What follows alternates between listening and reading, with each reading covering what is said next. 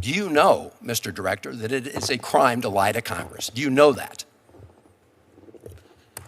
I do not lie to Congress. I didn't ask you that. And you're insinuating that I am because I asked you whether you know. You want to correct your time in this session where you got steamrolled by the facts so you can have a Twitter narrative so you can go raise more money and spend more money on $7,000 bar tabs. Just let the record I'm not show, going to give Mr. it Chairman, to you. the Director of the FBI apparently does not want to answer the question about whether or not it's a crime to lie to Congress, and I find that extremely troubling. I find it troubling that you lie to the American people every day.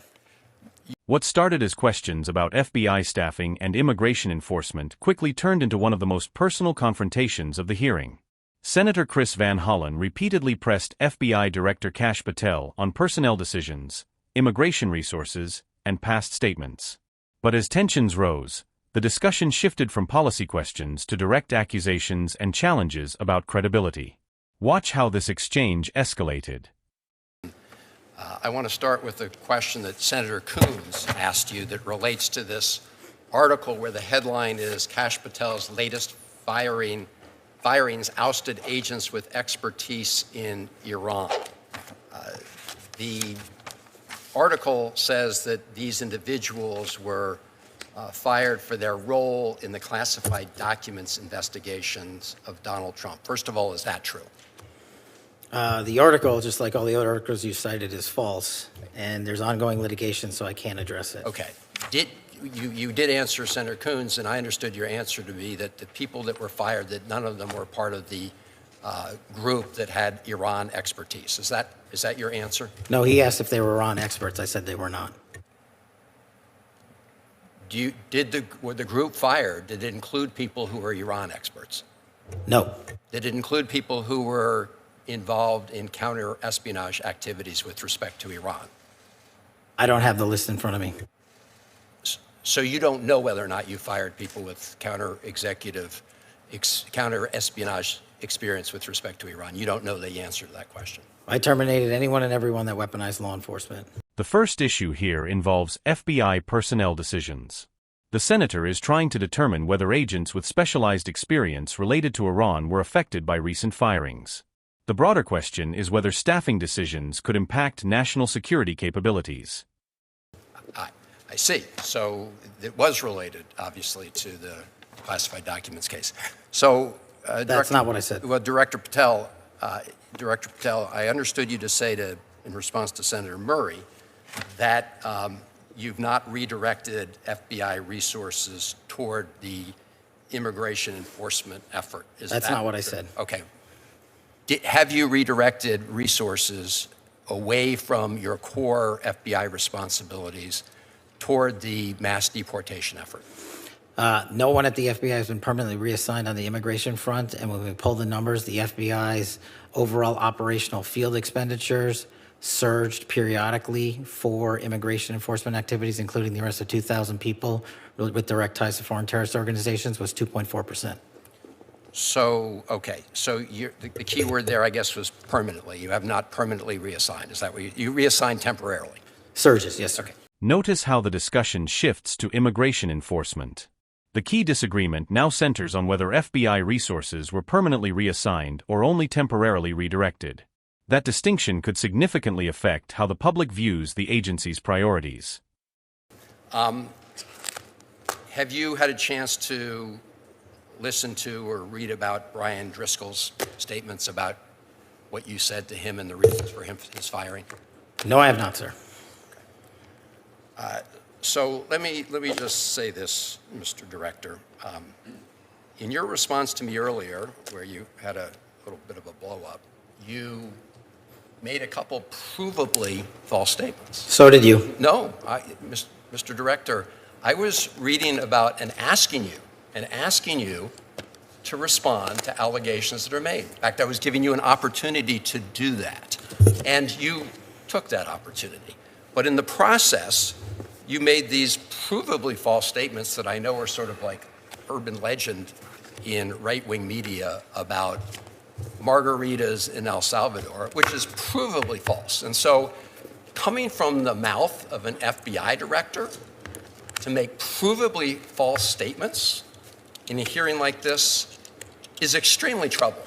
And it leads me to ask whether or not the other things you've been saying are false statements. And so because that's a provably false statement. You made a couple others that are provably false. And this is from the mouth of the FBI director. The only one that made false statements is you. This is the turning point of the exchange. Instead of debating policy decisions, both sides begin challenging each other's credibility. Once a hearing reaches this stage, viewers are often judging not only the facts, but also which participant appears more convincing. My final question to you, Mr. Director, is do you know that it is a crime to lie to Congress? Do you know that? That's my last question. I have not lied to Congress. I didn't ask you that. that. Lied to Congress is you. Do you? I'm not testifying here, sir, and I don't lie. Maybe the next time you run up a $7,000 bar tab, we can talk about it. Well, see, there you go, lying again. You suggested in the FEC report. I'll post it right now. You suggested it was public. It wasn't public money, as you know. That was for a 50-member staff party. So it was a $7,000 bar tab. Mr. Patel, I'm glad. Let me just say in closing, Mr. Chairman, two things. I'm glad that you have agreed to take the test regarding, whether you have alcohol problems. I'm glad you agreed with me to do that. You still haven't answered my final question. Do you know, Mr. Director, that it is a crime to lie to Congress? Do you know that? Now the hearing reaches its most consequential moment. The senator is asking a direct question about legal obligations before Congress, while the director continues to reject the premise behind the accusation. The tension is clearly building. I do not lie to Congress. I didn't ask you that. And you're insinuating that I am because I asked you whether you know. You want to correct your time in this session where you got steamrolled by the facts so you can have a Twitter narrative so you can go raise more money and spend more money on $7,000 bar tabs. Just let the record I'm not show, going to give Mr. it Chairman. to you. The director of the FBI apparently does not want to answer the question about whether or not it's a crime to lie to Congress, and I find that extremely troubling. I find it troubling that you lie to the American people every day. You are a disgrace, Mr. Director. Not nearly as big as you. The fact that you can't answer that question, that concludes my questioning, Mr. Chairman, but I'm obviously very troubled. Congressional hearings play an important role in the American system of government. They allow elected lawmakers to publicly question agency leaders, examine decisions, and create a record that citizens can review for themselves. In this exchange, several issues were raised, including FBI staffing decisions, immigration enforcement priorities, and questions surrounding public statements made by government officials. While the discussion began as a policy-focused debate, it eventually evolved into a direct dispute over credibility, transparency, and accountability. Supporters of Director Patel may argue that he forcefully defended the FBI and rejected allegations he believed were inaccurate or politically motivated. Critics may argue that some of the questions deserved clearer and more direct answers. Those differing interpretations are exactly why public hearings matter. One important lesson from this exchange is how congressional oversight works in practice. Senators often use questioning to test explanations, challenge inconsistencies, and build a public record. Agency leaders, meanwhile, are expected to explain and defend their decisions under scrutiny. The process can be tense, but it is designed to provide transparency to the American people. For viewers, the most valuable approach is to look beyond headlines and political talking points.